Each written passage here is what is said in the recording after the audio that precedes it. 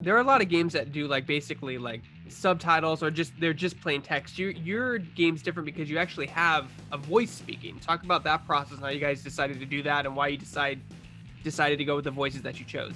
Yeah, so I mean, my original jam game of kind of the early prototype, I did it in a web app, and I always included text to speech because it made it funnier to me.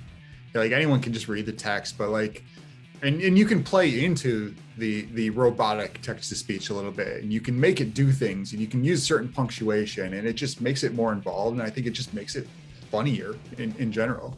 I speak, especially now with like Twitch, and you see how like people are kind of manipulating text to speech for good and evil. I think like it's definitely a tool where rather than trying to get something that is totally realistic, you just lean into, look, this movie is crappy, so the voiceover should be equally as kind of awkward with the clip. It has its own charm to it.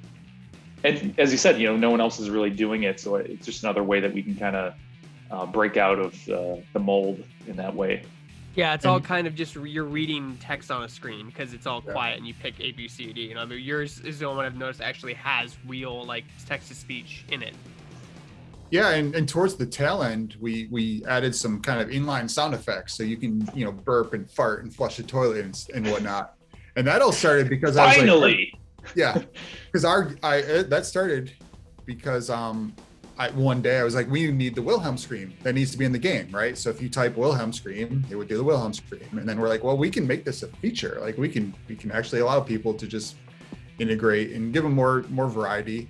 And we played a couple of rounds last night, and just some very good use of the sound effects that I would have never even thought to use. So that just adds another dimension to it. Yeah, you'd be surprised how far that classic boner doing song goes, in your dubs. Oh, I was thinking there's a cache sound effect when like a register sound effect that like Fallout 4 uses that people were using 50, 60 years ago. It's insane. Yeah. It's insane how deep that there's that damn hawk, because I worked in post-production for years. There's that damn hawk in right. And every movie uses it. They use the same hawk because it's free. Because it's public domain. It was in What's like the one that's like the guy, it's like called like horrified man falls off cliff, where it's like, yeah, when it's someone kind of like StarCraft, falling. yeah. I know what you're talking about. I'll try to find it and put it in the interview if I can find it. But yeah.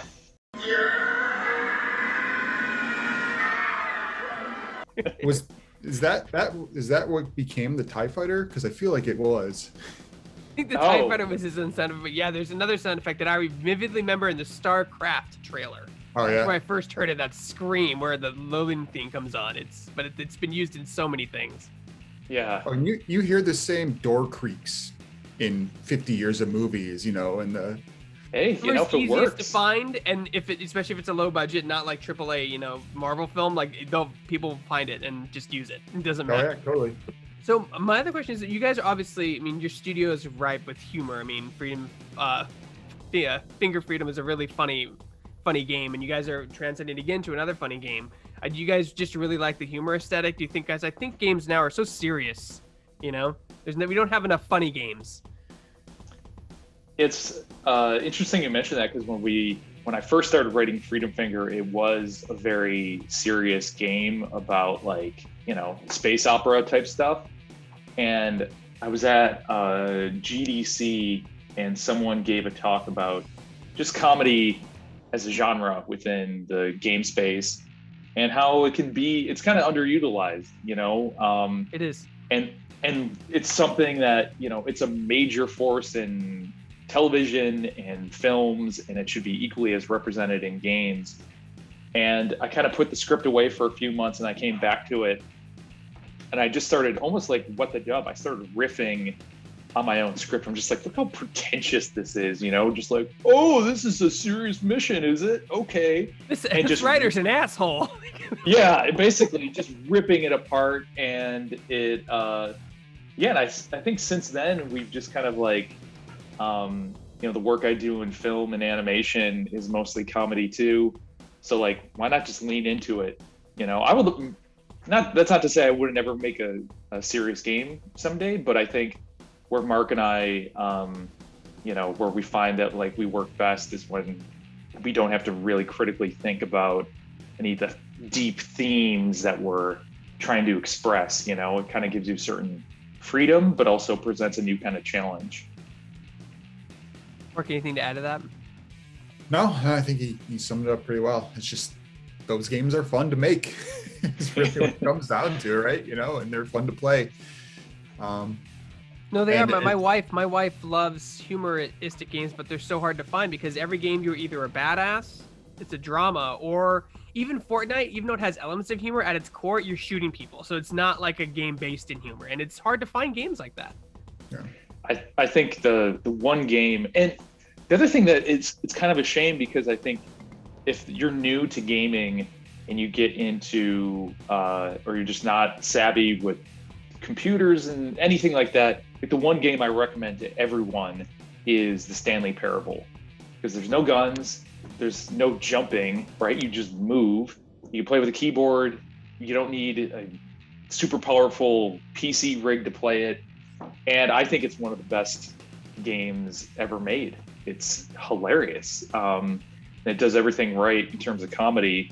So I think there's like also an opportunity for comedy to be, I don't know, like a genre that is maybe the first stop for people who are new to gaming, because, you know, it's generally accessible and yeah, a little easier than trying to like dive into something that's super technical, like, you know, a shooter or an RPG or something like that. So painting a very broad brush, so this doesn't stand for everything, but it feels like a lot of the games that are made to be funny are pretty shallow too. Like they try to, you know, they have a hook or a joke, and they kind of run that into the ground. Whereas, you know, I think we were trying to do with Freedom Finger was make something that was kind of straddling the line of, you know, pretty involved in deep game and story and whatnot, but still, you know, pretty humorous and fun. And didn't take itself very seriously at all. You know? You're referring to the Josh Whedon book of game design, where every serious moment has to be followed up by a joke, and that's so yeah. But you guys, you know, accessibility is a huge thing, and being available on every single device. I mean, outside of Apple TV, you know what I mean? Like, and you guys may have an Apple Arcade contract. I don't know. But you're on everything. There's no way you can't play this game with somebody. Yeah, and we're hoping that after launch to make that even easier, because you know, not every console makes something as simple as screen share or remote play easy. You know, on Steam, it's super simple. You do a Zoom call, you share your screen, and you can play with anyone remotely. You know, PlayStation, you can do a screen share. There's like PS share or whatever it's called. You can share a screen with your buddies and have a party, and it's fine. But I think for everything else, what we're trying to get to is complete remote system to system play. So the screen share is built into the game itself. So that's something we're definitely aware of. And I think in general, it's kind of like one of the challenges of like the party game genre. You know, like trying to make it as easy to just sit down and play with other people as possible. So we think we do a good job, but hopefully a lot of improvements to come shortly after launch. So revising my previous answer, syncing the game, like having multiple consoles actually serving as like the TV that's displaying the game, that's just something I'm working on right now for potentially a future patch, is by far the hardest thing I've had to do for the game. Because I'm sure you have to have like all these devices at your desk, or either the Sims running on the dev kits and making sure they're all working. So you have, you're like this like tech god with all these consoles ahead of you, and all of them have to be communicating with each other. Well, yeah, so to test the full, you know, like 12 person can join and play the game, you know, 6 people playing, 6 people in the audience. I have my TVs everywhere, and it's just me trying to play it before the time runs out and like doing all the things. And it's I've made a video of it, and it's literally my whole 6-foot desk is just like screens of the game and my browser windows and stuff like that. It's complicated. So, and I gotta ask, since obviously 2020 was a very steep year for a lot of game devs, did the stay-at-home orders affect the game development at all? Were you guys already remote? Yeah, I'm based in LA and Mark is in Buffalo, and Freedom Finger was done completely remotely. We had Mark and the other programmer John. They were in Buffalo, or we had artists and animators in San Francisco. We had people in LA. So that's kind of how we've done kind of we're a very decentralized company when it comes to game development. So this was zero impact. Yeah, you're already like ahead of the curve at that point when everyone's trying to adjust to office stuff. You're like, nope, we were already ahead of it. We already knew how to do it. Yeah. Yep. That's great, guys. When does What the Dub come out, and what platforms will it be on for people who don't know? Comes out on April 8th, and it will be on PlayStation 4, Xbox One, Switch, and Steam.